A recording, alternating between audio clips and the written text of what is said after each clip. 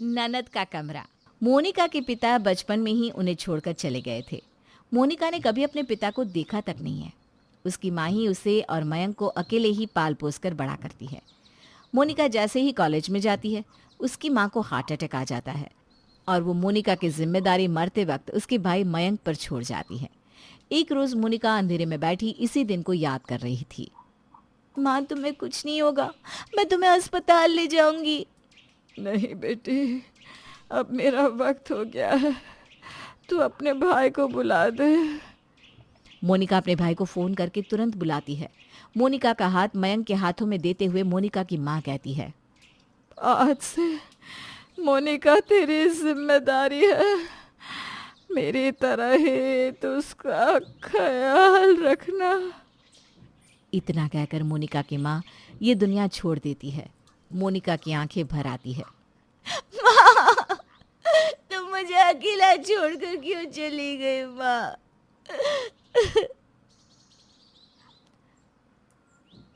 मोनिका अपने आंसू पोंछती है और खुद से कहती है, माँ को गए 5 साल हो गए। मुझे माँ का सपना पूरा करना है, मुझे वकील बनकर दिखाना है। इतने में ही दरवाजे की घंटी बजती है और मोनिका दरवाज़ा खोलती है और देखती है कि मयंक किसी लड़की के साथ गले में वरमाला डाले खड़ा है। आंखों में कई सवाल लिए मोनिका मयंक से कहती है, भैया, ये तुम्हारे साथ कौन है?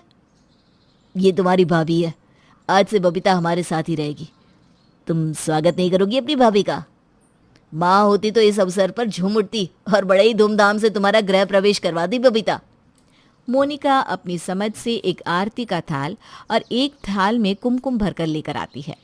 मोनिका बबीता और मयंक की आरती करती है और एक चावल से भरा कलश जमीन पर रखकर बबीता से कहती है, भाभी, आप ये कलश अपने पैरों से मारकर कुमकुम से भरे पैर लेकर अंदर आ जाओ। बबीता उसी तरह घर में अंदर आती है जैसा मोनिका कहती है। आने के साथ ही बबीता मोनिका के कमरे की ओर देखकर कहती है, हम इसी कमरे में रहेंगे मयंक। ये कमरा कितना अच्छा है, इसकी खिड़कियाँ कितनी बड़ी है और खिड़कियों से बाहर का नज़ारा कितना अच्छा दिख रहा है। पूरा बाजार तो घर बैठे ही दिख जाएगा। अरे यार, ये कमरा तो मोनिका का है, हमारा कमरा तो इससे भी अच्छा है, तुम एक बार देखो तो ज़रा। मयंक बबीता को कमरे में ले जाता है जो कि पूरा सजा होता है। कमरा देखकर बबीता कहती है, ये तो बहुत सुंदर सजा हुआ है, थैंक यू सोना। मोनिका का कमरा तो इसके सामने कुछ भी नहीं है।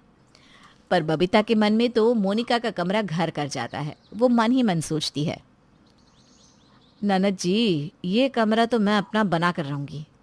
बस कुछ दिन और ये मेरा होगा।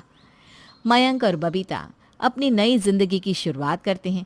इधर मोनिका सोचती है, अब सब कुछ धीरे धीरे ठीक होने लगेगा, भाभी सब कुछ संभाल लेंगी और अब मैं आराम से पूरे मन से पढ़ पाऊंगी। अगले दिन बबीता एक अच्छी बहू की तरह उठकर नाश्ता बनाती है और मोनिका से कहती है, ननद जी, जरा खाकर बताना खाना कैसा बना है। मोनिका खाना खाती है और अपनी उंगलियां चाटते हुए कहती है, बहुत टेस्टी बना है भाभी। आज पहली बार माँ के जाने के बाद मैं किसी के हाथ का खाना खा रही हूँ। शाम को ना मेरे कुछ दोस्त आने वाले हैं डिनर पर, तो ननद जी, क्या मैं आपके कमरे में उन्हें बिठा सकती हूँ प्लीज़? मोनिका हिचकिचाते हुए कहती है, वो भाभी, मुझे ना पढ़ना होता है, वैसे भी मेरा कमरा छोटा है और मेरी किताबें यहाँ वहाँ पड़ी रहती हैं। ननद जी, कौन सा मुझे 8-10 घंटों के लिए चाहिए, मुझे तो बस 2 घंटे का काम है। कौन सा हम बच्चे हैं जो आपकी किताबें फाड़ देंगे हैं? कुछ देर पढ़ाई नहीं करोगी तो आसमान तो नहीं टूट पड़ेगा ना। मोनिका कुछ कहती है उससे पहले ही मयंक कहता है, हाँ हाँ, इस्तेमाल कर लो, मोनिका इसमें क्या मना करेगी। ठीक है फिर, मुझे ना ये खिड़कियाँ सच में बहुत पसंद है। मोनिका का मुंह छोटा हो जाता है और वो अपने कमरे में चली जाती है। मेरे कमरे में भी कब्जा जमाना चाहते हैं ये दोनों, लेकिन मैं अपना कमरा नहीं छोड़ूंगी। मोनिका की आंखें नम हो जाती है और वो पढ़ाई करने लगती है। इधर बबीता अपने दोस्तों के लिए खाना बनाने लगती है और शाम होते ही तैयार हो जाती है और मोनिका के कमरे में जाकर बैठ जाती है। वाह, मज़ा अलग ही आएगा इस कमरे में पार्टी करने का। थोड़ी ही देर में बबीता की सारी सहेलियां आ जाती हैं और मोनिका के कमरे में बैठ जाती है। बबीता, तेरा कमरा तो किसी रेस्टोरेंट से कम नहीं लग रहा है। हमें तो पार्टी करने की एक जगह मिल गई। दोस्तों अब रोज यही होगी पार्टियाँ। हाँ हाँ, क्यों नहीं। कोल्ड ड्रिंक के साथ गर्मा गर्म पकोड़े। मेरी शादी का ट्रीट कैसा लगा दोस्तों? लाजवाब। लगता है जीजू पूरे लट्टू है तुम पर। जोरू का गुलाम बन गया है वो तो। तभी ना शादी के पहले ही दिन इतनी अच्छी पार्टी मिल रही है। बबीता और उसकी दोस्त मोनिका के पूरे कमरे को गंदा कर देते हैं। ये सब देखकर मोनिका का कलेजा जलने लगता है। बबीता की सहेलियां इतना आवाज करने लगती है कि हॉल में बैठी मोनिका को पढ़ाई में डिस्टर्ब होने लगता है। वो मयंक से जाकर कहती है, भैया इतने शोरगुल में मैं कैसे पढ़ूं? ऐसा कौन ही हल्ला करता है?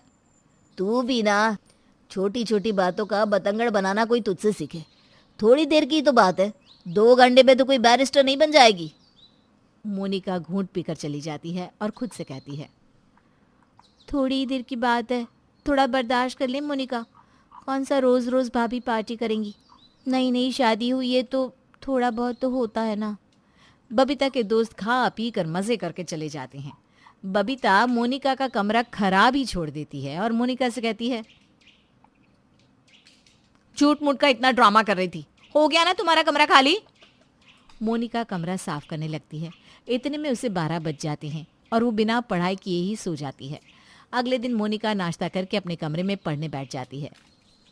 बबीता हर थोड़ी थोड़ी देर में मोनिका के कमरे में जाकर बैठ जाती और उसे पढ़ने में डिस्टर्ब करने लगती।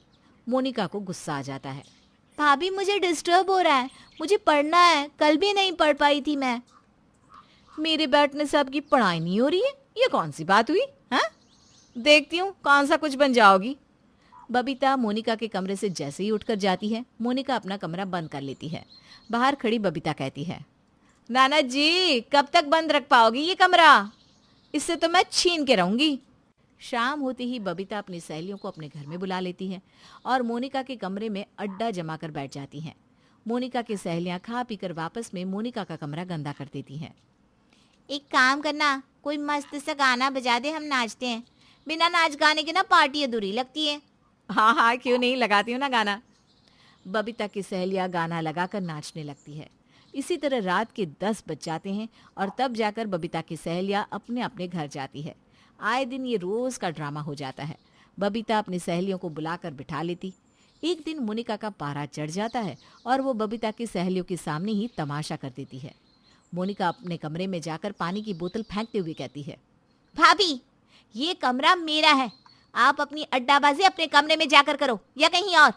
लेकिन अब आपकी ये सहेलियां मुझे मेरे कमरे में नजर नहीं आनी चाहिए। निकल जाओ मेरे कमरे से। एक बच्चा भी इस तरह कमरे को गंदा नहीं करता जितना कि आपकी ये सहेलियां, जो कि खुद को बड़े घरों की बताती हैं, कर देती हैं। बबीता, हम यहाँ अपनी बेइज्जती करवाने नहीं आए, हम लोग जा रहे हैं, हमें किसी की सुनने की आदत नहीं है। बबीता की सहेलियां उठकर वहां से चली जाती हैं। बबीता का गुस्सा 7वें आसमान पर चढ़ जाता है और दोनों ननद भाभी में बहुत लड़ाई होती है। बबीता मयंक से कहती है, तुम्हारी इस लाडली बहन को मैं सबक सिखा कर रहूंगी। बड़ा ताव है ना इसे, इसकी गर्मी ना निकलवाई मैंने तो देखना। अरे गुस्सा मत हो डार्लिंग, मैं जाकर मोनिका से बात करता हूँ। तुम ना अब सब कुछ मुझ पर छोड़ दो, रहने दो। बबीता अगले दिन ही पूरे घर में रंग करवाती है और रंग वाले से कहती है, पूरे घर में रंग अच्छे से एक बराबर करना, बस उस कोने वाले कमरे को छोड़कर। क्यों, उस कमरे को क्यों नहीं करवा रहे? अरे करवा लीजिए, एक बार में सब हो जाएगा। वो स्टोर रूम है, उसे कौन रंग मरवाएगा? रंग वाला रंग करके चला जाता है। जितनी देर तक रंग होते रहता है उतनी देर तक मोनिका अपने कमरे में इस उम्मीद में बैठी रहती है कि शायद उसकी भाभी उसके कमरे में भी रंग करवा दे। लेकिन जब शाम को रंग वाले जाने लगते हैं तब मोनिका की उम्मीद टूट जाती है, वो रोने लगती है। थोड़ी देर बाद लेबर आकर घर का कबाड़ा मोनिका के कमरे में रख देते हैं। मोनिका उन लोगों को रोकती है लेकिन बबीता बीच में आ जाती है और दोनों ननद भाभी में जोरदार लड़ाई हो जाती है। अब मुझसे मेरा कमरा नहीं छीन पाएगी भाभी, चाहे आप कुछ भी कर लो। तुम मुझसे माफी मांग लोगी तो बात यहीं खत्म हो जाएगी, वरना ये घर तुम्हें छोड़कर जाना पड़ेगा। मैं कभी आपसे माफी नहीं मांगूंगी, कभी नहीं। बबीता मयंक को सब कुछ बताती है और मयंक मोनिका से कहता है, मोनिका अपनी भाभी से माफी मांगो। जब देखो बबीता से लड़ती रहती हो और उसका बड़ापन देखो, वो फिर भी तुम्हारे लिए खाना बनाती है। तुम इतना बदल जाओगे भैया माँ के जाने के बाद कि तुम्हें अपनी बहन की तकलीफ तक नजर नहीं आ रही। ये सब लेक्चर मुझे मत दो।